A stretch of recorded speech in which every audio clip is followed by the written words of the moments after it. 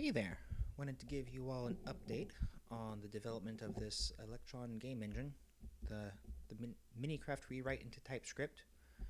We're at the level renderer right now. I've begun implementing some of the different tile types. You can see the water is working. I had to modify how it works a little bit from the Java code because of the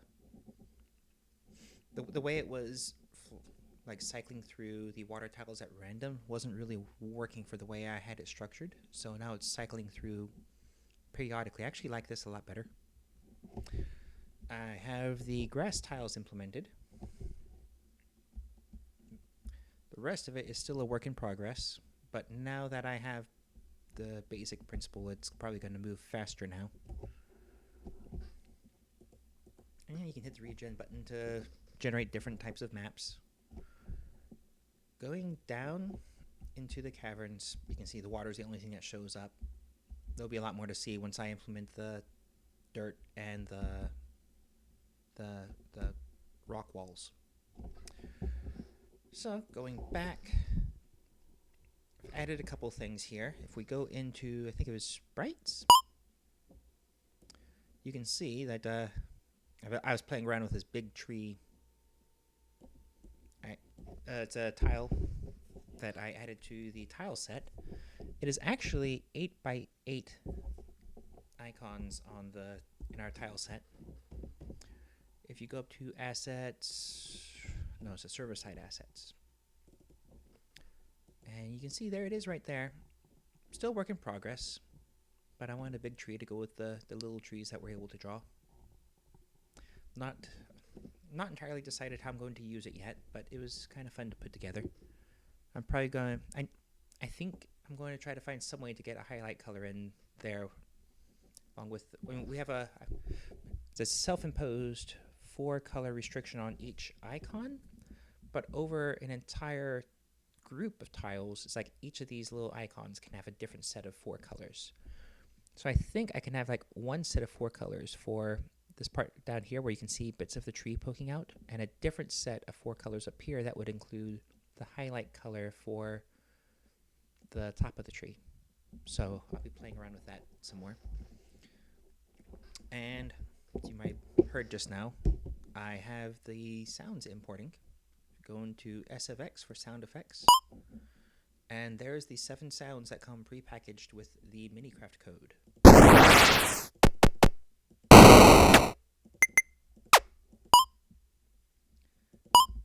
I had to update the button UI a little bit so that as long as it doesn't you don't set a flag to disable the click sound, it'll play the test sound out of the sound collection. And getting the sounds to work was a little complicated. The easiest way is to use an audio element that gets attached to your HTML document. It is also the slowest because when you play the sound, it's then going to load the sound and then play it. So there's going to be a little delay before each time you play, which was just not working. So instead, we're using I think it's the web audio API, which includes, you create the audio context, the audio buffer source node. See here, we're fetching the WAV file, grabbing the buffer out of it, decoding the audio data, assigning that to the buffer. And every time you play, you have to start the audio context, you have to create the buffer source, connect the buffer source to your audio context destination, set various properties on it, and finally play it from whatever position inside the sound effect that you want to play, which is really flexible but requires more work to wire up. And that comes with the sound effect test scene here, where I have a dictionary collecting the name of the sound and the sound object, and then generating a button for everything in this dictionary. And let's see. If we go into, hit escape to go back into the level. I've started implementing some of the helper classes just to make sure I wire up the tile completely. I don't want to halfway implement the tile and then have to come back and try to remember what bits did I leave out. If you dig around in tiles, you'll see that there's a base tile which can connect to grass, lava, sand, or water, or any combination of those. Tiles can tick. There's different properties on, like, can entities walk through them? So I had to implement the entity type, at least partial entity type. The water tile, there's a bunch of properties here to determine where it is on the map. And it renders it like the water tile is 2x2 icons, where an icon is like each of these purple squares. So it's grabbing the top 4 here and arranging them in a pattern to make it look like water, recoloring them to bluish colors. That's what all that's about. This tick down here is telling it to, like, every time it ticks, pick a random adjacent tile, and then if that tile is a hole, fill the hole in with water. The grass tile is being a little more complicated because it has a lot of interaction logic. This appears like the water thing I just showed you, but it's basically, if an adjacent tile is dirt, then that tile will get converted to grass. But yeah, every 40, about 1 in every 40 takes. And this is something that is actually adjustable if we decide to change it later. A lot of these things, I need to find a way to make it a little more configurable. But the interaction logic down here, finish implementing grass interaction logic. Basically, you can dig the grass with a shovel and it'll convert into dirt, it looks like. Or you can hit it with a hoe and it'll get converted into farmland and possibly drop some seeds. Oh, same if you hit it with a shovel. It's just a matter if you want to convert it into dirt or farmland before getting your random chance at getting some seeds out of there. If we uncomment that bit,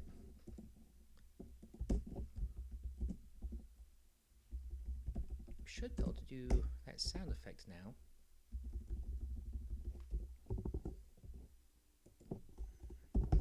So you hit it with a tool, it plays a sound, and then has some chance of dropping a new item entity into the level. Problem there being, we have not implemented entities on the level yet, and we have not finished implementing the resource item. The item class is fully there, but that's basically just it's basically a glorified interface. It needs to be filled in by its subclasses. So I think for now, I'm going to leave most of this disabled until I'm ready to implement it properly.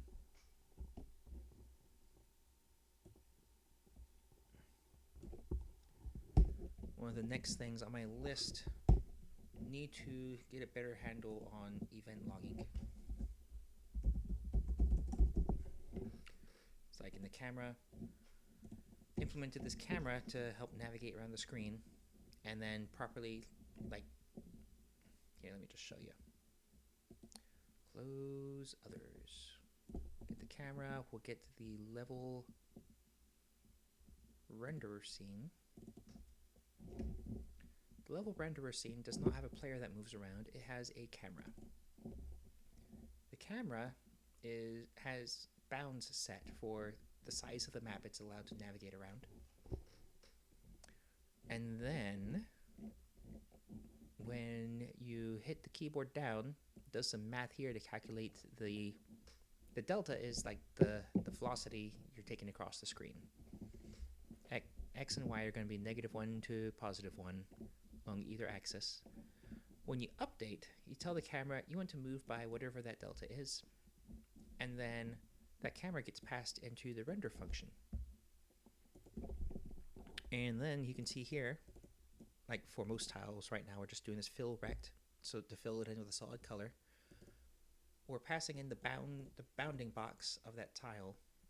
The camera translates it from the map space into screen space so that it can be rendered on screen if it's actually visible.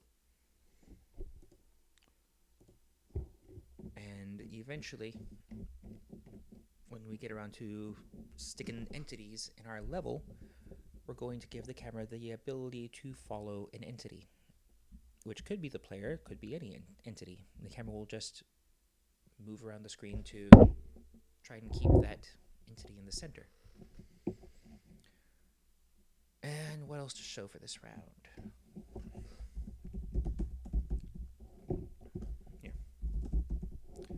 Yeah, the camera throws an error.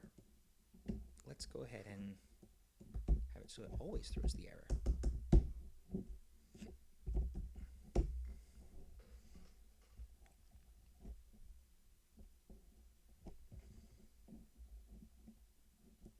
Oh.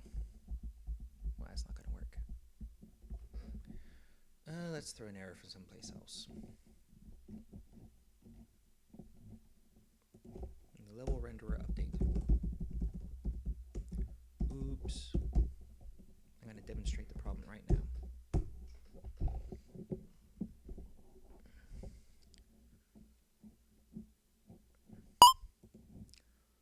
Alright, toggling developer tools, opening the level renderer, uncaught error, oops. So basically, if you were playing my game and you did something I did not expect and you triggered an error, it would crash. And the only way you would have of telling me about it would be to take a screenshot of this big red blob and email it to me, which is not the best at all. What we need to do is catch that error, have it bubble up all the way up to, where would I bubble that thing? Up to the index. Put a big try catch block around this thing.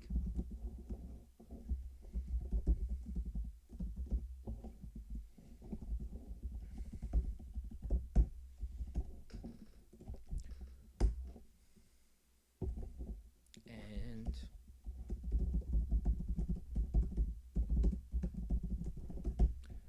we can even throw some extra text in there if we wanted to.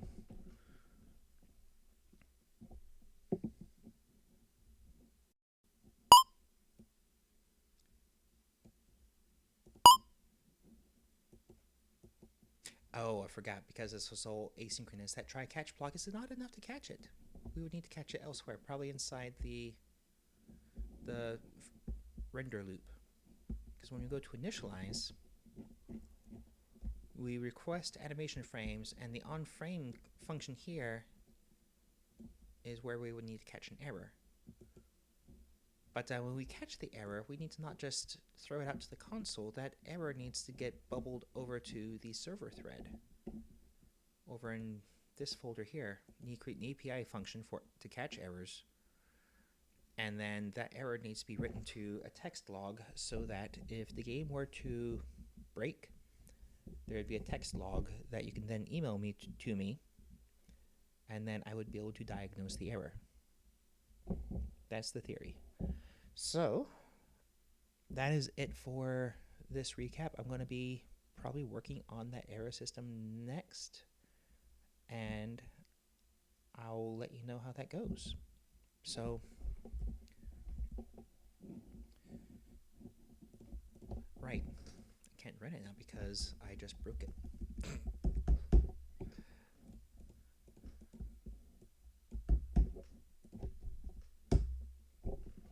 Running this one more time.